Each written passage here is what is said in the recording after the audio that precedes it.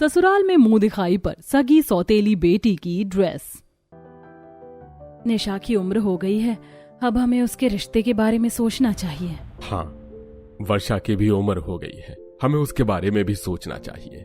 अरे मुझे क्या उससे, मुझे तो अपनी सगी बेटी की चिंता है सिर्फ। आप एक काम करो, उसके लिए एक रईसज़ादा और खानदानी लड़के का रिश्ता ढूंढो। एक रिश्ता मेरी नजर में है तो ऐसा करता हूँ, कल ही उनको हवेली पर बुला लेता हूँ। वो लोग निशा को देख भी लेंगे और आमने सामने बातचीत भी हो जाएगी। श्रीनाथ रिश्ते के लिए जयप्रकाश और बैजंती देवी को बुला लेते हैं। अगले दिन जयप्रकाश और बैजंती देवी अपने दोनों बेटे अरिहंत और आरव के साथ घर आते हैं। सच में जितना सुना था उससे भी ज्यादा सुंदर है आपकी हवेली। मेरी पहली धर्मपत्नी ने अपने हाथों से इस हवेली के एक एक कोने को सजाया था और तब से आज तक ये वैसा ही है।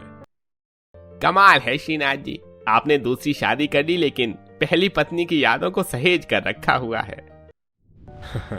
जयप्रकाश जी, हमारी पहली धर्मपत्नी मेरे लिए बहुत खास थी। मेरी दूसरी धर्मपत्नी की भी मैं बहुत इज्जत करता हूँ। वाह भाई साहब, सच में आप महान हैं। अब तो हमें आपकी बेटी से मिलने की और भी उत्सुकता है। जिनके बाबूजी इतने अच्छे, उनकी बेटी भी कितनी सभ्य और संस्कारी होंगी। आप लोग यहाँ में राजिए, मैं अभी अपनी धर्मपत्नी को बुलाता हूँ कि वो निशा को ले आए।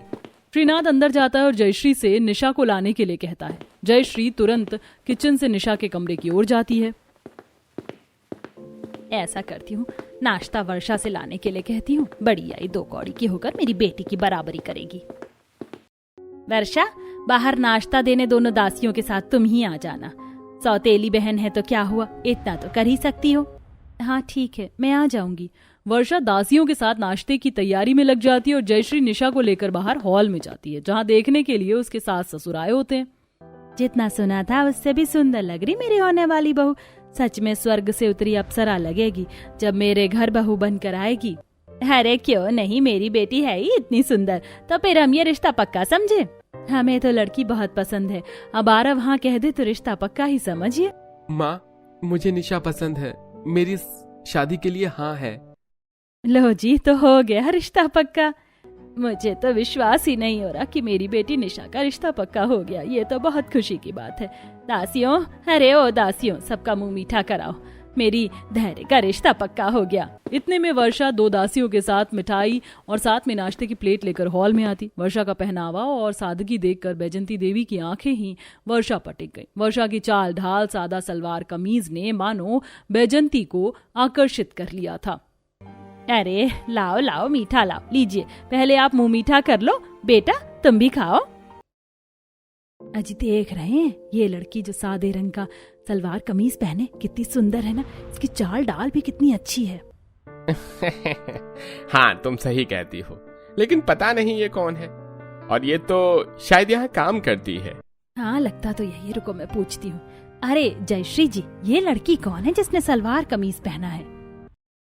अरे ये तो यहाँ काम करती है। जयश्री, ये तुम क्या कर रही हो? अरे वर्षा काम करने वाली है। वो मैं ये कह रही थी कि मैं बताता हूँ, दरअसल ये मेरी बड़ी बेटी है, मेरी पहली धर्मपत्नी से होने वाली बेटी। तभी तो मैं कहूँ कि ये इतनी अलग क्यों है। क्या जयश्री जी, आपने तो मेरा दिल ही तोड़ दिया था। अरे नहीं नहीं, मुझे लगा कि आप बगल वाली को पूछ रही हैं। वैसे हाँ, ये मेरी सौतेली बेटी है, लेकिन मैं इसे अपनी बेटी की तरह मानती हूँ, बिल्कुल भेदभाव नहीं करती। जयश्री के इस तरह बोलने से वर्षा और श्रीनाथ दोनों आश्चर्यचकित थे। वैसे जयश्री जी, आपकी बड़ी बेटी की शादी हो गई है क्या? नहीं नहीं, अभी नहीं हुई है। तो आप पहले अपनी छोटी बेटी का रिश्ता क्यों करा रही हैं? पहले तो बड़ी बेटी का रिश्ता कराना चाहिए था ना। हाँ वो क्या है ना कि वर्षा ही नहीं चाहती थी। हाँ याद आया, वो वर्षा का मन था कि पहले निशा की शादी हो जाए, फिर वो आराम से शादी करेगी। क्यों वर्षा, तुम अभी क्यों नहीं शादी करना चाहती? वो आप माँ से ही पूछ लीजिए। अरे ऐसा नहीं है, अगर रिश्ता अच्छा मिला तो हम वर्षा की शादी भी करा देंगे। तो क्या आप अपनी वर्षा का हाथ मेरे बड़े बेटे अरिहंत के लिए देंगी? क्या ये क्या कह रही हैं आप? अरे इससे अच्छा तो हमारे लिए कुछ हो ही नहीं सकता। लेकिन हम एक ही घर में अपनी दोनों बेटियों को नहीं ब्याह सकते हैं। अरे क्यों मेरे वर्षा के जीवन का काल बन रही हो? नहीं वर्षा मेरी सगी बेटी के ससुराल नहीं ब्याह सकती। अरे कहाँ मेरी सगी बेटी और कहाँ वो सौतेली। मैं वर्षा को उस घर में नहीं जाने दूंगी। तो मेरी भी बात सुन लो कि अब वर्षा उसी घर में ब्याह कर जाएगी। वर्षा बेटा, तुम्हें तो इस शादी से कोई ऐतराज नहीं है ना? अरे इसे क्या दिक्कत होगी, इतने बड़े खानदान में बहू बनकर जाएगी, तब तो इसके भाग्य ही खुल जाएंगे। अरे माँ कुछ करो ना, यहाँ तो मेरे रिश्ते के लिए आए थे ये लोग, तो इस सौतेली वर्षा का रिश्ता क्यों पक्का होने लगा? अरे सौतेली तो वो मेरे लिए और तेरे लिए है, इनके लिए तो इनकी सगी बेटी है। तू चिंता मत कर, देखना मैं क्या करूंगी। नहीं बाबूजी, मुझे इस रिश्ते से कोई परेशानी नहीं है। चलो हमारी बिटिया ने तो बता दिया, अब अरिहंत तुम भी बता दो, क्या तुम्हें हमारी वर्षा पसंद है? हाँ, मुझे वर्षा बहुत पसंद है। अरे वाह हम आए तो थे एक बेटे का रिश्ता तय करने, लेकिन हो गया दोनों बेटों का रिश्ता। अरे हमें इतनी अच्छी बहुएं मिल रही हैं, इतनी सुंदर, इतनी संस्कारी, भला हम इन्हें कैसे मना करते। जयप्रकाश और बैजंती देवी अपने दोनों बेटों का रिश्ता पक्का करके वहां से रवाना हो जाते हैं। देखो तो माँ कैसे खुश हो रही है तुम्हारी सौतेली बेटी। खबरदार, जो इसे मेरी बेटी कहा तो सौतेली ही सही, लेकिन इसको मैं अपनी बेटी नहीं मानती, क्योंकि ये मेरी सौतेली बेटी भी नहीं हो सकती। अरे कहाँ हम और कहाँ ये, जरा इसके कपड़े तो देखो, लगता है कि ये इस घर की बेटी होगी। चाहे जो हो, मेरी सौतेली बहन की किस्मत तो बहुत अच्छी है जो इसे मेरे ससुराल जाने का मौका मिलेगा। सच में पता नहीं कौन सी किस्मत लिखवा के पैदा हुई थी। मैंने ऐसा क्या कर दिया है जो आप लोग मुझसे इस तरह से बर्ताव करते हैं? मेरी गलती क्या है आखिर? वाह, आज तेरी जुबान भी खुल गई। बड़े घर में रिश्ता क्या हो गया तो अभी से ही रंग दिखाने लगी। नहीं माँ, आप गलत समझ रही हैं। तो अब मैं गलत भी हो गई। अरे मेरे ही घर में खड़ी रहकर तू मुझे गलत कहेगी, तेरी ये जरूरत? माफ करिएगा माँ, लेकिन आप जिस घर में खड़ी हैं उस घर में मेरा भी हक है। आप मुझे अपनी बेटी का दर्जा दें या ना दें, लेकिन मैंने आपको अपनी माँ माना है, क्योंकि मेरे बाबूजी आपको इस घर में अपनी पत्नी का दर्जा देकर लाए थे। आप तो बाद में आई हैं। मैं तो आपसे पहले से यहाँ इस घर में रह रही हूँ, मुझे आपसे कोई शिकायत नहीं है, और ना ही मैंने आपको कुछ कहा। फिर भी ना जाने क्यों आपके मन में मेरे लिए इतनी कड़वाहट है। इतना कहने के बाद वर्षा वहां से चली जाती है। माँ आज कुछ ज्यादा ही नहीं बोल गई? इसमें तो अभी से ही इतनी अकड़ है, कहीं ऐसा ना हो कि मेरे ससुराल जाकर मुझ पर ही अपनी दादागिरी करे। हो जाने दो शादी, इतनी बेइज्जती करूंगी इसकी कि ससुराल में इसे कोई नहीं पूछेगा। जैसे इस घर में तू राज करती है, जैसे इस घर में तू सबसे पहले है, वैसे ही ससुराल में भी तू ही सबसे पहली होगी। नंबर 1 होगी मेरी बेटी। लेकिन माँ आप क्या करेंगी? वो सब तू मुझ पर छोड़ दे, वो सब मैं संभाल लूंगी। ऐसा कर, तू जा और अपनी शादी की तैयारी कर। शादी में मेरी सगी बेटी सबसे अलग और सबसे सुंदर दिखनी चाहिए। हाँ माँ, कुछ ही दिनों में शादी है, लहंगे जेवर सबके डिजाइन देखने हैं, बहुत काम है। ऐसा करती हूँ, मैं पहले पार्लर हो आती हूँ। हाँ हाँ हाँ, जो करना है करा। इतना बोल के निशा वहाँ से चली जाती है और जयश्री शादी की तैयारियों के लिए बड़े बड़े डिजाइनर्स और जूलर्स को अपनी हवेली पर बुलाती है। बताइए मालकिन, आपको कितने और कैसे लहंगे बनवाने हैं? जितना अच्छा लहंगा तुम बना सकते हो उतना अच्छा लहंगा चाहिए मुझे। मुझे बेस्ट से बेस्ट लहंगा बनवाना है अपनी बेटी के लिए, ऐसा लहंगा जिसे पहनते ही मेरी बेटी अप्सरा लगे। और हाँ, ऐसे मुझे 2 लहंगे चाहिए। मिल जाएंगे मालकिन, हम अपने बेस्ट डिजाइनर्स को आपके लहंगे के लिए काम पर लगाएंगे। और हाँ, मुझे 2 लहंगे और चाहिए, एकदम सिंपल और सस्ता लहंगा। ज्यादा कारीगरी करने की जरूरत नहीं है, बस नाम का लहंगा होना चाहिए। और हाँ, इसे भी 2 बनवाना। ठीक है मालकिन, बन जाएंगे। लेकिन मालकिन, आपकी दोनों बेटियों की शादी है, तो एक बेटी के लिए आप इतना सुंदर लहंगा और दूसरी के लिए साधारण लहंगा क्यों बनवा रही है? तो अब तुम मुझे बताओगे कि अपनी सगी बेटी और उस सौतेली बेटी के लिए कैसा लहंगा लेना है? तुमसे जितना कहा जाए बस उतना करो। मुझे ज्यादा ताका झांकी नहीं पसंद दूसरों की। डिजाइनर जयश्री की सभी बातें चुपचाप सुन लेता है। वर्षा भी ये सारी बातें सुन लेती है। बेचारे डिजाइनर अंकल, खामखा मेरी वजह से उन्हें भला बुरा सुनना पड़ा। डिजाइनर के बाद अब सुनार घर पर आता है। यह देखिए मालकिन, सबसे बढ़िया बढ़िया डिजाइन खास आपके लिए तैयार होकर आई है। ऐसे डिजाइन आपको इस गांव में तो छोड़िए, आसपास के किसी ही गांव में नहीं मिलेंगे। डिजाइन तो बहुत सुंदर है। ऐसा करो, 5 सेट भारी हार के और 5 सेट सभी भारी जेवर मुझे चाहिए। लगता है आप सोने का बिजनेस शुरू करने वाली हैं। अरे नहीं नहीं, मेरी बेटी की शादी हो रही है, उसकी शादी में किसी तरह की कमी नहीं होनी चाहिए। और हाँ, 2 सेट सभी तरह का हल्का जेवर भी चाहिए होगा, वो सौतेली बेटी भी तो है। ठीक है मालकिन, गहने तैयार करके मैं भिजवा दूंगा। ठीक है, चलो थोड़ा सुकून तो मिला, बड़े बड़े काम तो हो ही गए। इतने में ही निशा आ जाती है। क्या सोच रही हो माँ? कुछ नहीं, अभी सुनार आया था, जेवर के लिए बोल दिया है। माँ, आप मेरी सौतेली बहन की शादी के लिए भी तैयारियां कर रही हो? करना तो नहीं चाहती, लेकिन ना चाहते हुए भी करना पड़ेगा, नहीं तो तेरे बाबूजी नहीं छोड़ेंगे मुझे। लेकिन तू चिंता मत कर, मैंने तेरे लिए बेस्ट लहंगा और भारी भारी जेवर के ऑर्डर दिए हैं, वहीं उसके लिए सादा सा लहंगा और हल्के जेवर के। देखना, शादी में तू ही सबसे सुंदर लगेगी, और वो तो हमारे घर की दासियों से भी कई गुजरी है। सच में मुझे तो उस पल का बहुत इंतजार है। वैसे माँ, हमारा तिलक कब चढ़ेगा? तिलक शादी से 2 दिन पहले चढ़ेगा, और तिलक में उस वर्षा की बच्ची की ऐसी बेइज्जती करूंगी कि ससुराल में मुंह दिखाने के लायक नहीं रहेगी। आज तिलक का दिन था, चारों तरफ गाना बजाना, गीत गाए जा रहे थे और तिलक चढ़ रहा था। चारू, जरा देख तो, तुझे कुछ गड़बड़ नहीं लगती? एक बेटी के तिलक में इतने गहने, जेवर, महंगे महंगे कपड़े और बर्तन और सामान दिया जा रहा है, और दूसरी तरफ एक बेटी को हल्के जेवर और सिर्फ 2 साधारण साड़ियां दी गई, और देखो तो एक भी सामान नहीं चढ़ाया गया। अरे तुझे नहीं पता, श्रीनाथ जी ने दूसरी शादी की थी, पहली वाली से बड़ी बेटी और दूसरी से छोटी। माँ ने सगी बेटी को सोने से तौल दिया और सौतेली बेटी को कूड़े से। अच्छा हाँ, तो क्या ही दिक्कत है, आखिर सौतेली बेटी पर कोई इतना खर्च थोड़ी करेगा। अरे अपनी बच्ची होती है, मैं होती तो शायद मैं भी यही करती। सपना, अब श्रीनाथ ने दूसरी शादी की, उसमें वर्षा की क्या गलती है? वर्षा तो सीधी सादी सी लड़की है, जिसने कभी अपनी सौतेली माँ से ऊंची आवाज में भी बात नहीं की, जबकि इसकी सौतेली माँ इसे कूड़े बराबर भी नहीं पूछती। तिलक चढ़ गया था, आस पड़ोस के लोग तिलक देखकर 4 बातें सुना रहे थे। दिन बीतते गए और आखिरकार शादी का दिन भी आ गया।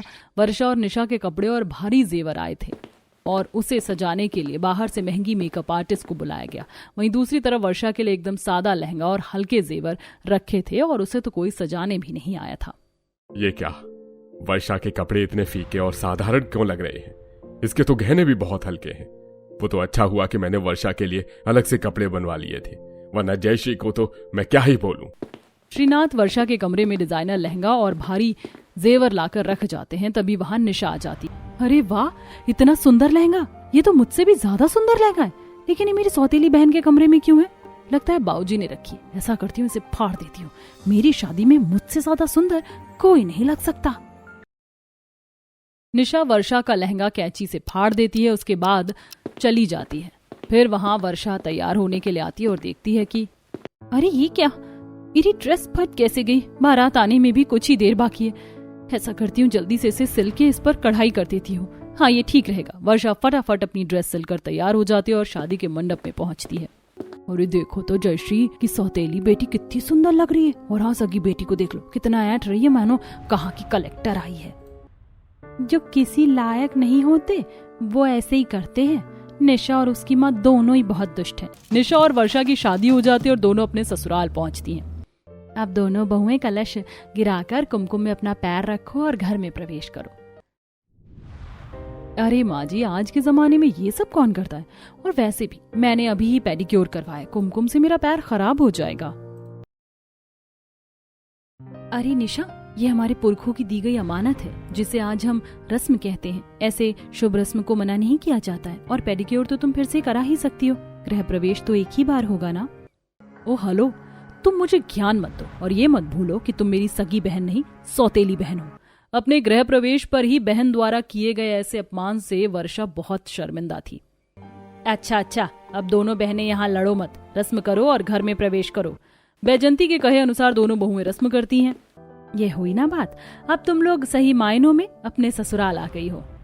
माँ, अगर हम ऐसे सीधे आते तो हम आपकी बहू नहीं होते क्या? क्या बात करती हैं आप भी माँ। निशा हंसते हंसते बिना कुछ बोले ही अपना कमरा ढूंढने चली जाती है। बाद में बैजंती देवी दासी से कह के वर्षा को भी उसके रूम तक पहुंचा देती है। बाद में बैजंती देवी फिर से उन्हें बुलाती हैं। सुनो बहुओं, कल तुम्हारी पहली रसोई है, तो सुबह उठकर नहा धोकर अच्छे से सुंदर से कपड़े पहनकर रस्म के लिए आ जाना। अगली सुबह होती है, वर्षा उठती है और अपने लिए एक सुंदर सी भारी बनारसी साड़ी निकालती है और भारी जेवर भी निकालती है पहनने के लिए। वहीं दूसरी तरफ निशा सुंदर दिखने के चक्कर में एक 1 पीस ड्रेस निकालती है, जिसके दाहिने पैर पर एक स्लिट भी होता है। दोनों बहुओं के बाद सास किचन में जाती हैं। हे भगवान, ये मैं क्या देख रही हूँ? अरे निशा, ये तुमने किस तरह के कपड़े अपनी पहली रसोई में पहने? अरे तुम्हें लाज शर्म है कि नहीं? कि खानदानी घर में जहाँ ससुर भी साथ में रहते हैं वहाँ तुम ऐसे कपड़े पहन रही हो। छी छी छी, देखो जरा वर्षा कितनी सुंदर लग रही है, उसने कितना सुंदर खानदानी लिबास पहना है। बैजंती देवी ने निशा को खूब सुनाया और फिर निशा को कपड़े बदल कर आने को कहा और अपनी पहली रसोई की रस्म करने को कहा। लेकिन निशा को कहाँ कुछ बनाना आता था, इसीलिए उसका हलवा जल जाता है। वहीं दूसरी तरफ वर्षा का हलवा बहुत टेस्टी बना था। अरे हाय, ये क्या किया तुमने निशा, हलवा ही जला दिया। अरे अगर नहीं बनाना आता था तो वर्षा को ही देख के बना लेती। बैजंती देवी की इस बात से निशा को बहुत गुस्सा आता है और वो वहां से चली जाती है। फिर अगले दिन बहू के आगमन पर होने वाली पूजा होती है, जिसमें फिर से निशा ने मॉडर्न ड्रेस पहनी और वर्षा ने सभ्य संस्कारी वाले कपड़े। अरे वर्षा, जरा तुम अपनी इस मंद बुद्धि बहन को समझाओ कि घर में पूजा पाठ का माहौल है, पंडित जी आए हैं। क्या इस तरह के कपड़े पहनकर उनके सामने जाना इसे शोभा देता है? इतने में पंडित जी आ जाते हैं। अरे घोर पाप हो गया, ये किस तरह के कपड़े से स्त्री ने धारण किए हैं? क्या इस खानदानी घर की बहू पर ऐसे कपड़े शोभा देते हैं? जाओ जल्दी से ये कपड़े बदल के आओ। निशा तुरंत अपने कमरे में आती है और कपड़े बदल लेती है। न जाने आज के जमाने में कोई इतनी भारी साड़ी और इतने भारी जेवर कैसे पहन सकता है।